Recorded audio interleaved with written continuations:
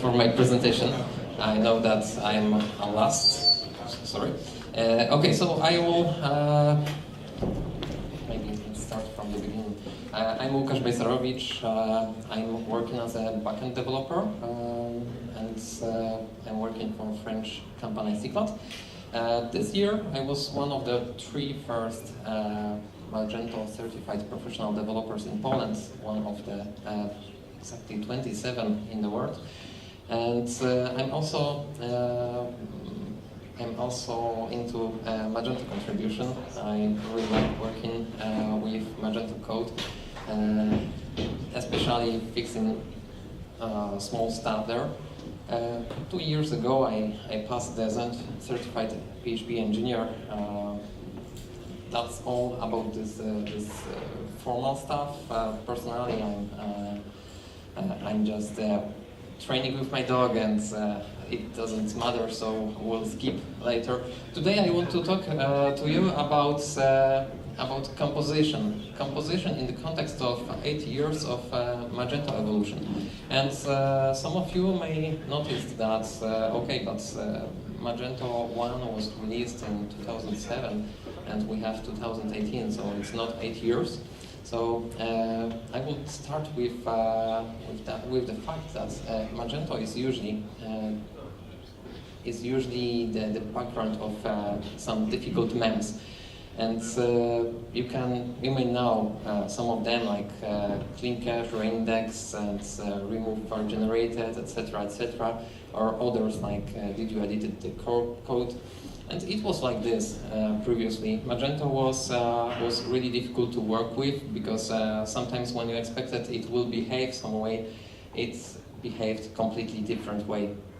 It's changed a lot between Magento 1 and Magento 2.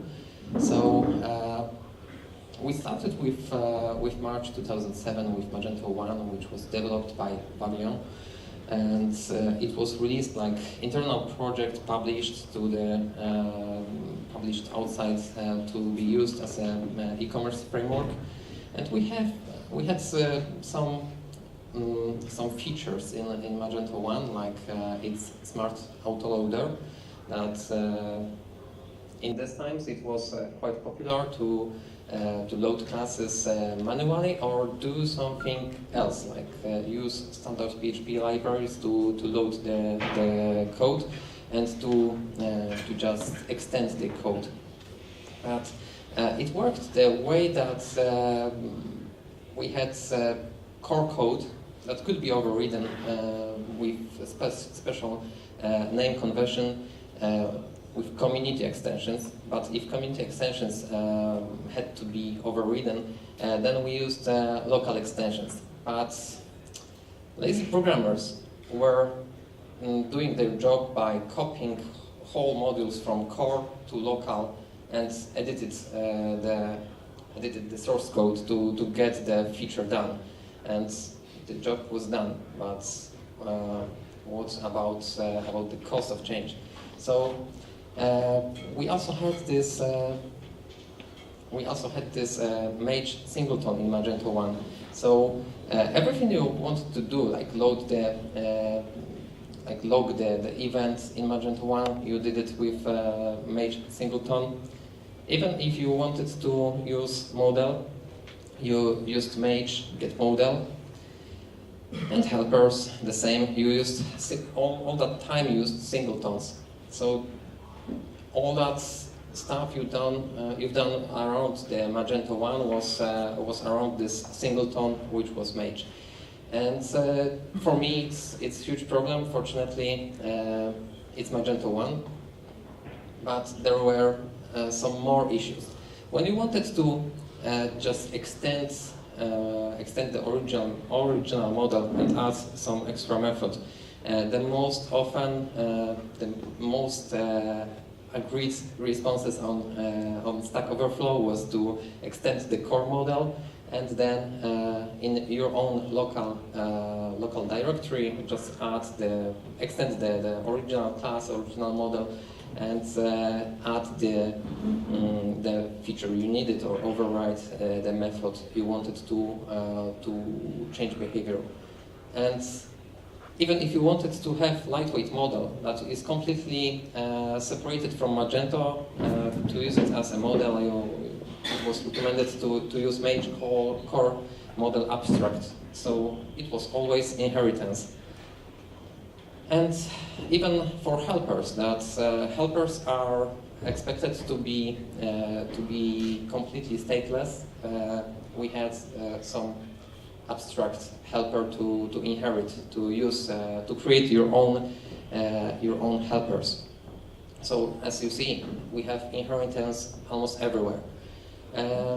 Class extensibility, in the context of controllers, it was even worse, because if you wanted to override the controller in Magento One, you had to extend the original class. But there was one thing you had to remember about. This thing is to include the original controller. So you always had to remember about loading classes properly on your own to put the right naming. Fortunately, it's still Magento One. And another thing was configuration. When you created configurations, it was its loading was one for global application. It doesn't matter if you needed the whole configuration. If in a specific scope you needed this configuration, it was single configuration, and with the priority of modules loaded, you could have different results of the configuration. You could have different configuration with the same code.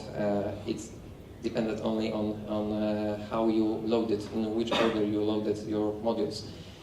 And something very common in Magento One was we need to have some kind of composition to just have possibility to change the behavior, to change the data in models in some places, like after place order, before place order, after registration. So instead of clear composition in Magento One, it was always observers.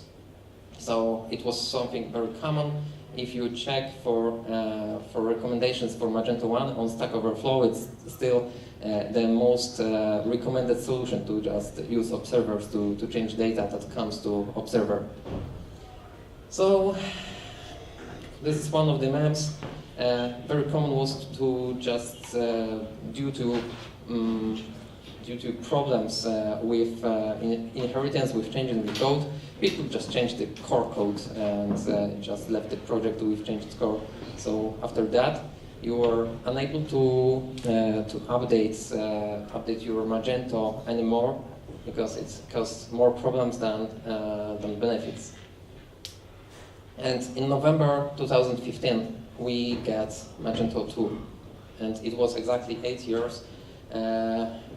Some more than 8 years after Magento 1, and it came with some solutions to our problems.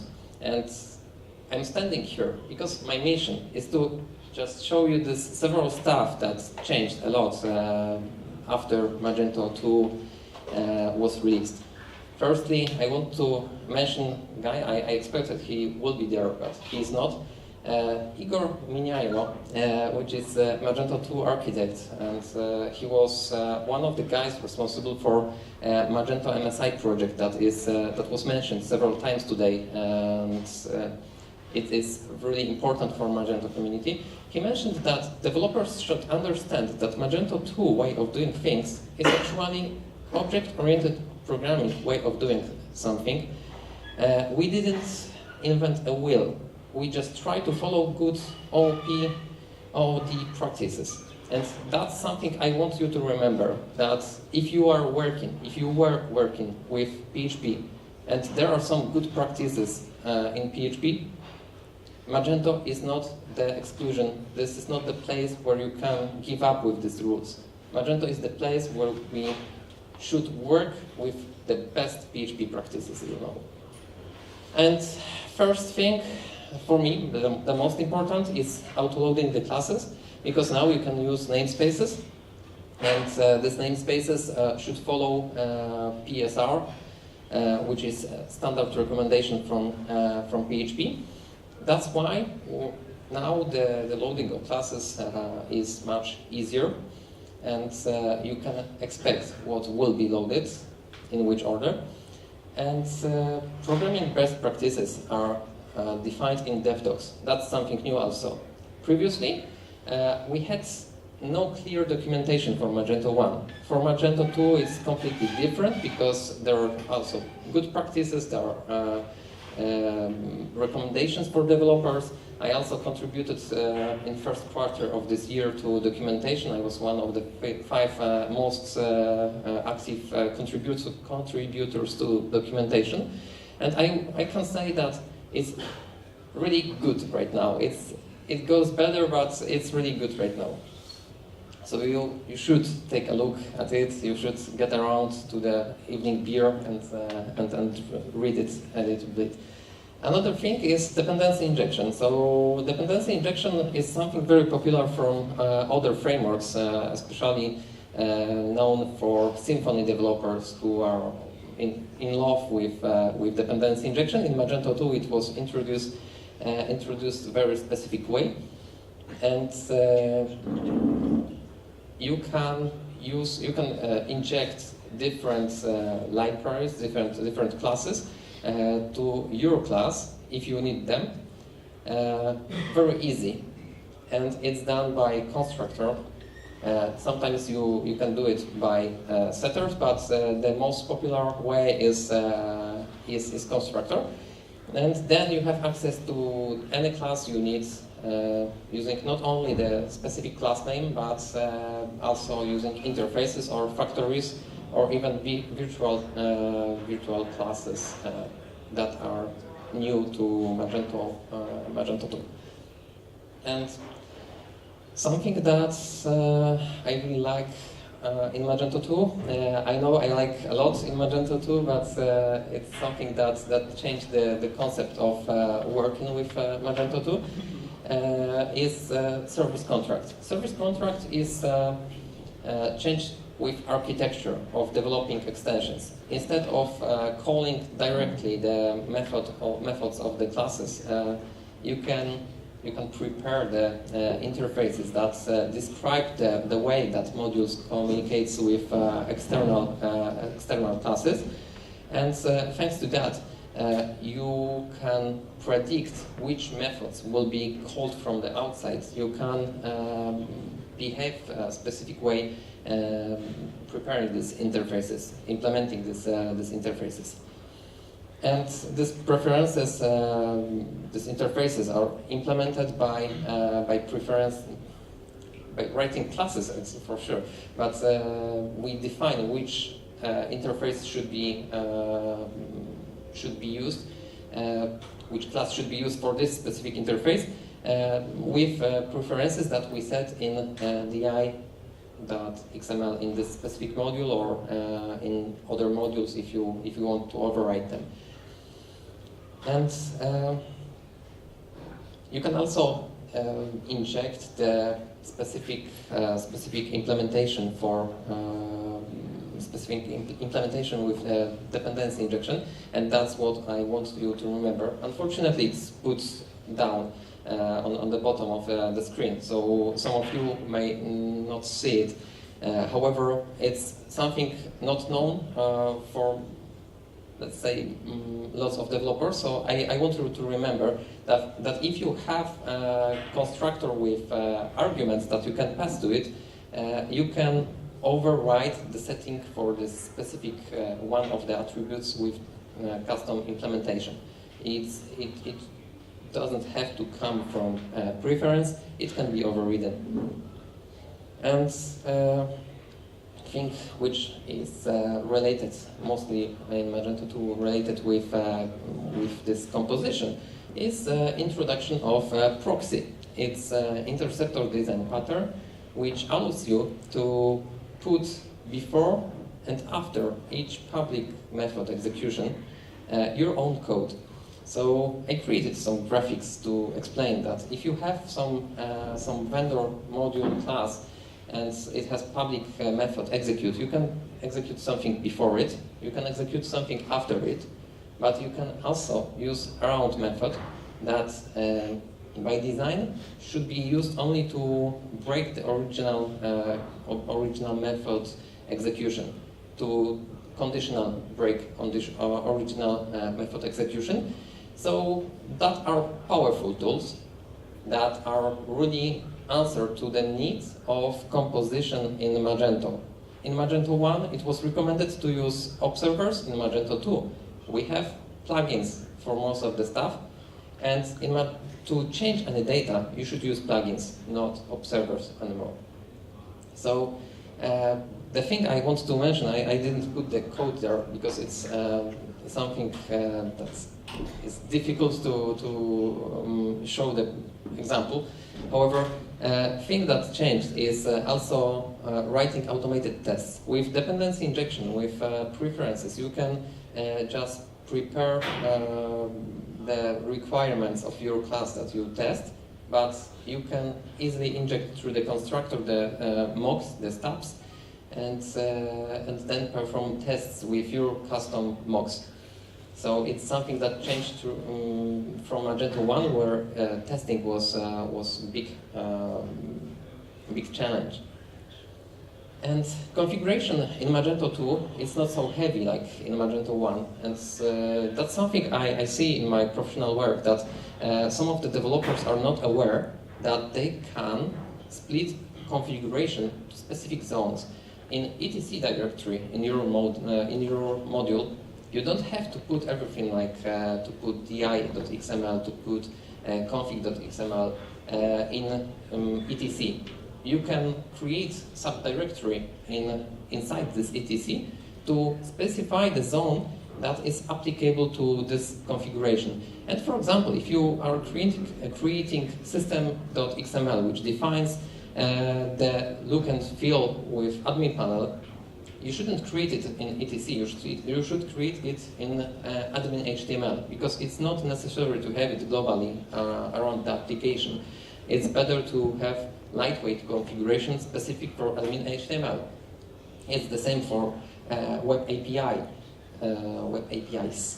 So I really recommend for you to get closer with these scopes and to create configuration that really answers the need of this specific zone. And another stuff is independent observers. By independent, I say observers should not change any data.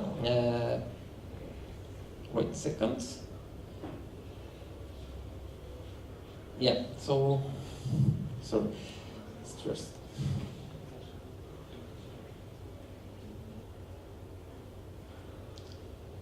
Okay, I don't remember what I should say there. Sorry, I'm stressed. Maybe I will get back to it, but I wanted to show you something, but I don't remember what. Okay, yes, okay, that's why. I was scared why I put it there. Okay, data modification is data modification in observers is no longer good practice, it's bad practice, and it's mentioned in devdocs.magento.com/guides blah blah blah. Standards and technical guidelines. It's guidelines for developers of external modules. So if you see that someone changes the data in observer, just you can do the refactoring and change it to plugin, or you can keep that as who wrote it. And okay, so where's that composition? The subject was composition, that matters. So you should be aware that composition is not something you exactly see. Like, it's not something you clearly see in an application, because it's like architecture with building houses. The way of building houses, you can use prefabricates, you can build it on your own, but composition is like building from ready parts, and you can reuse these parts. That's why it's cheaper. That's why it's easier to extend it. So. Composition for us developers, I know that I have backend developers there, is tool. It's powerful tool, and you should be aware how to use it. you should be aware that you have mechanisms like these plugins, like dev docs with good practices, that you have dependency injection, that you can manage this dependency injection to any site. You should know your tools well, and that's why this presentation happens. The best example in Magento, but it's not 100% composition, is how the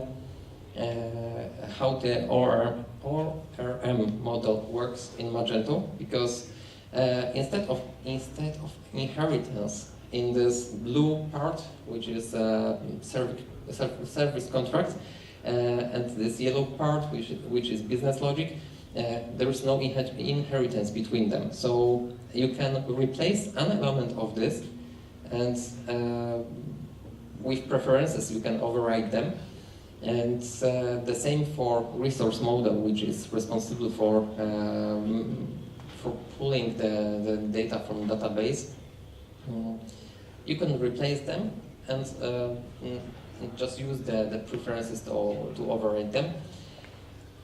And that's the composition, because you can replace one part of the building to another and it will work. Another example, which is quite fine for this presentation. You know Vinaycop? Who knows Vinaycop? Okay, great. So you may know or not that currently when you create controller in Magento 2, you have to inherit abstract action. But it's no longer true. Because we are moving towards full composition, and we don't always need the abstract action injections, the abstract action methods. So this time, Vinay put the pull request on Magento source code to get rid of this inheritance, and then you can realize by dashed arrows that we have no more inheritance forced by Magento in creating controllers, because when we get rid of abstract action, it's last inheritance in this space.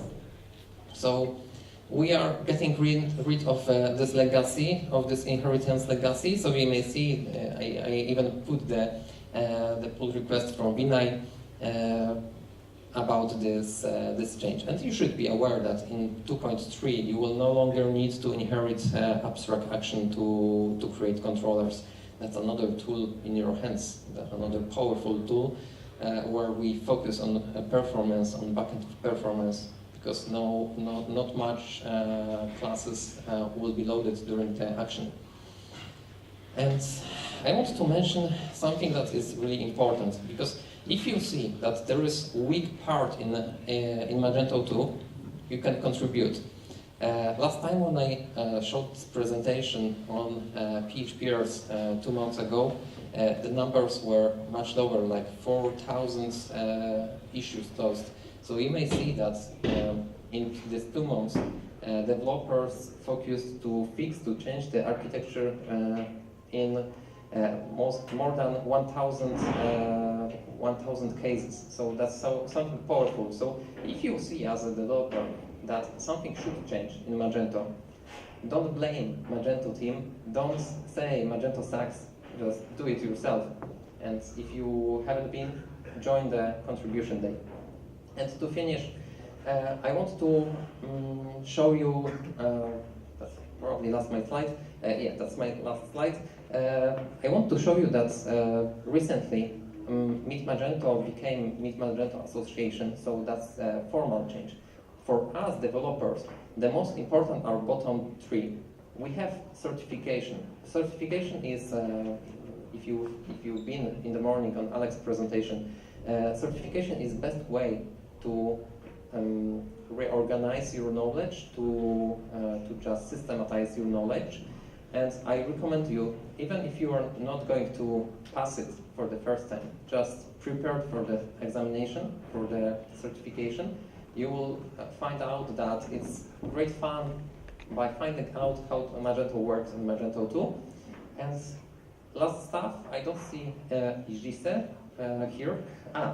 Okay, but I think that Gise is president of Extension Developer Network, Magento Extension Development Network.